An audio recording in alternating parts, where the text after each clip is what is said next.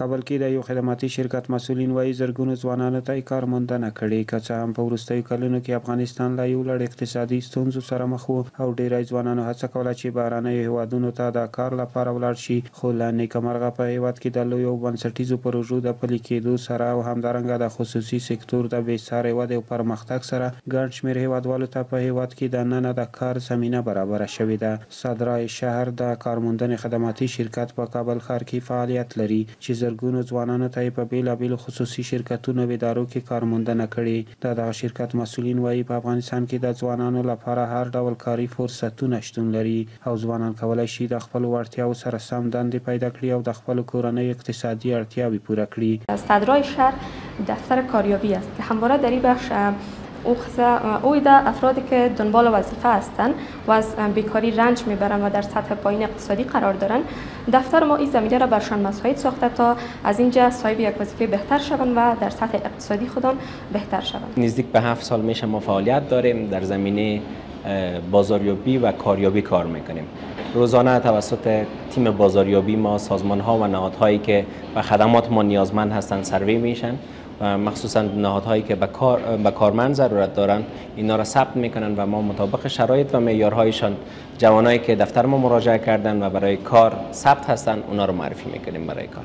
ما نظر به احصایه‌ای که داریم و آمار کسانی که در صدرای شهر مراجعه کردن بالای 10,000 نفر اینجا ثبت کردن و خدا رو شکر 60 تا 64% میانگینی هستند که اینا صاحب کار شدن. افراد اشخاص هستند که بخشای طبی خواندن میخواین در بخشای مشرق راستای خود اینا اشتغال زایی کنن. افراد اشخاص هستند که اقتصاد خواندن بخشای مدیریت و سایر بخشا میخواین در شرکت ها هم مصروفیت داشته باشند.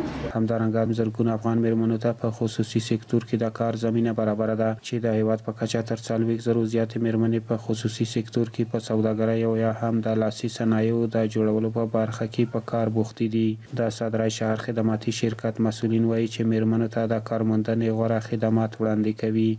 بیشتر دختر خانم ها و خانم ها در بخشای تجارت فعالیت میکنن و این تنها بخشایی است که از دید بانوان میتونه اونا را به شگفت‌های سوق بده. یکی از راههایی که فعلا همه دختر خانم ها در او فعالیت میکنن بخشای تجارت هست، بخشای معلمی است که با استفاده از این بخشا اونا میتونن که به ظرفیت خود بیافزاین. اگر بخواین از طریقه های مختلف که بخش آنلاین است میتونن ترقی بدن، رشد بدن، اما پیشرفت های خود و به آرزو و اهداف خود برسن. از طریق کورس ها مراکز آموزشی می باشه، تمام موارد میتونن خود برسانن. در کل باید بخواهیم تا برسیم.